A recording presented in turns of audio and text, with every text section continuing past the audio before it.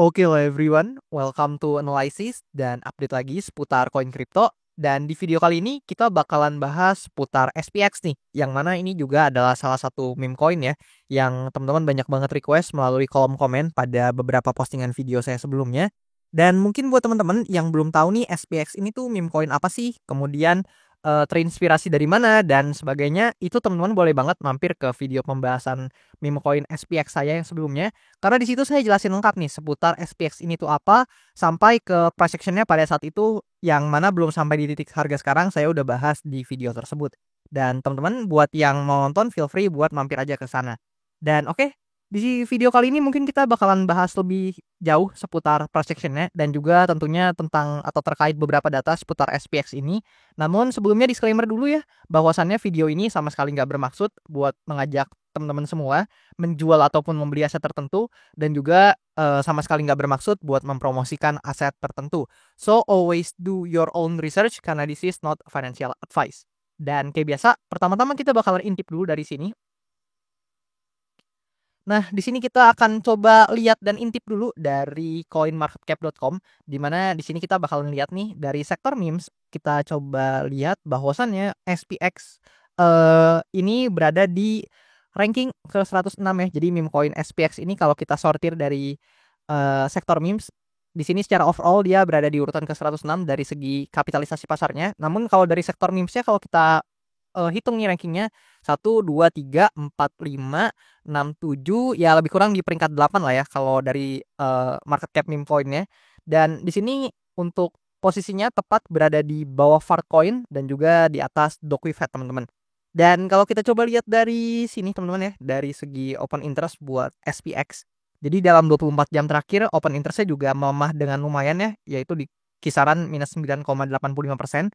Dan kalau kita balik lagi ke chartnya, nah di sini terakhir kali saya bahas SPX ini, kalau misalkan teman-teman yang nonton di video-video sebelumnya, itu adalah kalau nggak salah ya, di kisaran harga ini teman-teman. Jadi di sekitaran sini lah ya.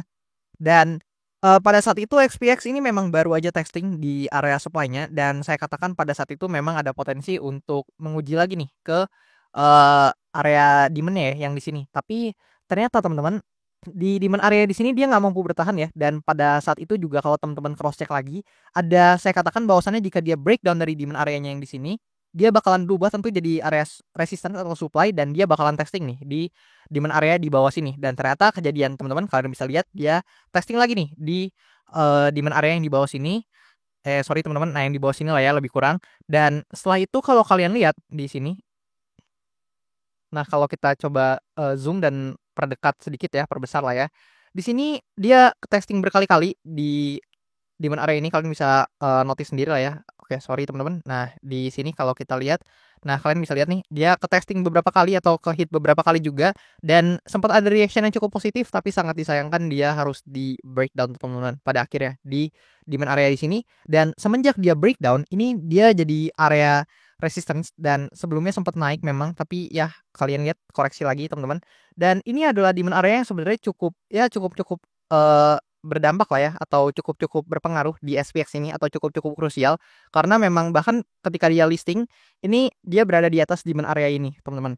Dan di sini yang kalian bisa lihat adalah sangat disayangkan ya kenaikan yang di sini itu nggak mampu teman-teman buat quote on quote breakout dari ya quote on quote mini resistance lah ya di sini. Jadi kalau kalian lihat di sini ada semacam mini resistance dan nggak berhasil di breakout dan dia ternyata lanjut lagi teman-teman untuk koreksi. Jadi kisaran kayak gini. Nah, dia lanjut koreksi lagi dan ya hopefully lah ya ini kalau misalkan skenario bullishnya nih teman-teman, ini buat SPX adalah dia memang ada potensi buat bisa aja teman-teman dia lanjut menguat untuk skenario bullishnya. Namun tentu perlu saya ingatkan ini sama sekali bukan ajakan jual beli ya dan tentu not financial advice. Teman-teman harus do your own research karena tentunya ini juga bukan ajakan jual beli sama sekali token tertentu atau sama sekali juga bukan promosi token tertentu. Jadi teman-teman juga harus do diligence sendiri ya. Jangan percaya omongan saya mentah-mentah karena tentu saya bisa salah. Dan buat SPX di sini kalau kita lihat skenario bullishnya adalah dia ada potensi memang dia bisa aja begini teman-teman. Nah, jadi skenario bullishnya itu apabila indikasinya dia bisa nih nge-sweep atau melewati high point-nya yang di sini gitu. Tapi here's the thing teman-teman, kalau kalian lihat ya sebenarnya jujur ya dari price action ya, pergerakannya ini saya cenderung tidak melihatnya sebagai bullish. Kenapa? Karena, di sini kalau kita bahas bullish-nya dulu deh. Kalau bullish-nya kan seperti ini teman-teman. Jadi, hopefully dia bisa create, eee, low-nya yang di sini dan bisa create high-nya lagi di sini. Tapi nih, kalau kita lihat ya, di sini teman-teman, nah ini kan, price action-nya yang sekarang. Nah, kalian bisa lihat di sini itu ada semacam, ya fair value gap lah ya, yang ada di sini. Jadi yang sangat tidak diharapkan adalah jangan sampai kalian kalau lihat di price action-nya, jangan sampai dia tuh cuman dia naik and then dia sorry teman-teman, nah dia naik dulu di sini dan dia cuman nge-fill aja nih ketika naik di sini dia cuman nge-fill, area imbalance di sini lalu turun lagi teman-teman. Jadi anggapannya ini semacam, eee, retesting aja ke resistance-nya baru turun lagi ke harga yang lebih di bawah teman-teman. Itu buat skenario bearish-nya.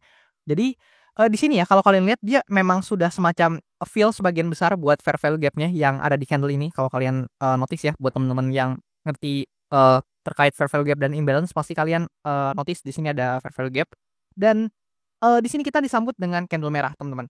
Dan ya, kalau skenario bullish-nya seperti yang tadi saya katakan hopefully banget nih memang SPX kalau misalkan bisa nih dia Eee, melewati atau nge-sweep titik high-nya yang di sini, maka itu akan jadi indikasi yang bagus karena ada potensi dia justru menguat lagi ke level high yang selanjutnya, teman-teman. Atau dia bisa cari titik high yang baru. Mengingat memang kalau kita coba ukur nih ya, kalau mungkin kita coba gunakan Fibonacci kayak gini. Nah, ke titik high-nya, kalian tuh bisa lihat bahwasannya memang pemantulannya ini tepat loh di area 0,618 ya. Kalian bisa lihat ini tepat banget, presisi banget di area 0,618 kita dapat reaction yang positif gitu. Jadi memang sebenarnya, ada potensi buat dia, membuat skenario bullish-nya yang kayak gini, teman-teman. Jadi bukan berarti nggak mungkin sama sekali ya.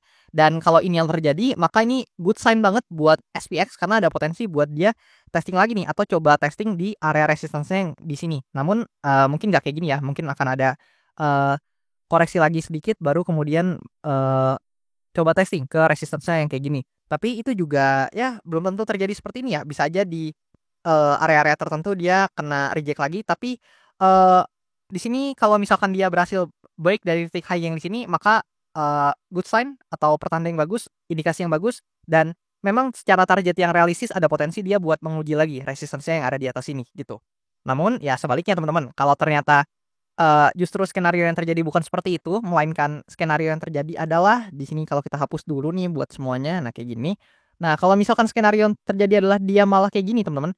Jadi dia naik, kemudian dia, koreksi nih, kan dia ini jadi resistance-nya, kemudian justru ini membentuk titik, quote unquote semacam lower high-nya gitu. Jadi ini bukan sign yang bagus atau bukan, pertanda yang bagus ya buat SPX karena di sini ketika dia create, price action yang di sini teman-teman, nah ketika dia create yang di sini, ini kan, sebenarnya adalah titik all time low-nya teman-teman, karena sebelumnya ini nggak ada lagi teman-teman, ini harga terendahnya yang dibuat. Dan kalau misalkan dia terjadi skenario bearish-nya yang mana seperti ini teman-teman, yang saya gambarin di sini, maka tentu ada potensi buat dia untuk koreksi ke level-level harga yang lebih rendah dan kalau nih dia ini nge-sweep malah, atau melewati titik low-nya yang di sini, maka ya tentu ada potensi atau bukan hanya potensi teman-teman, kalau memang dia berhasil, break dari titik low yang di sini, maka tentu dia akan create another lower low atau another all time low lagi lebih tepatnya. Jadi lower low sekaligus another all time low gitu ya.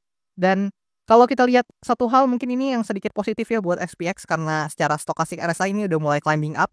So memang, kalau misalkan teman-teman mau lihat skenario bullish-nya mungkin salah satu indikasinya adalah stokastik RSI yang juga harus climbing up dan juga volume nih. Kalau kita lihat, per hari ini volumenya sangat disayangkan, volumenya cukup bearish ya. Tapi kalau kalian lihat 3 hari belakangannya sebelumnya memang cukup oke nih buat volumenya, yang artinya ada transaction yang terjadi di SPX ini. Dan ya kalau misalkan, indikasi yang saya katakan tadi indikasi bullish-nya itu memenuhi ya hopefully lah ya ini, SPX bisa aja testing di resistance yang di sini. Tapi teman-teman harus due diligence lagi, harus do your own research lagi karena ini sama sekali bukan ajakan jual beli melainkan hanya pandangan dan pendapat saya pribadi yang sangat mungkin salah gitu, teman-teman. Dan oke, tadi saya udah bahas 2 skenario buat SPX dan di sini kita bakalan lihat dari segi datanya. Gimana kalau kita buka CoinGlass? Nah, di sini kalau kita lihat data dari CoinGlass ya, ini volume dari SPX sebenarnya, ya sebenarnya lumayan oke sih teman-teman, tapi jujur kalau misalkan kita bandingin sama beberapa meme coin lain ini sebenarnya cukup kecil ya.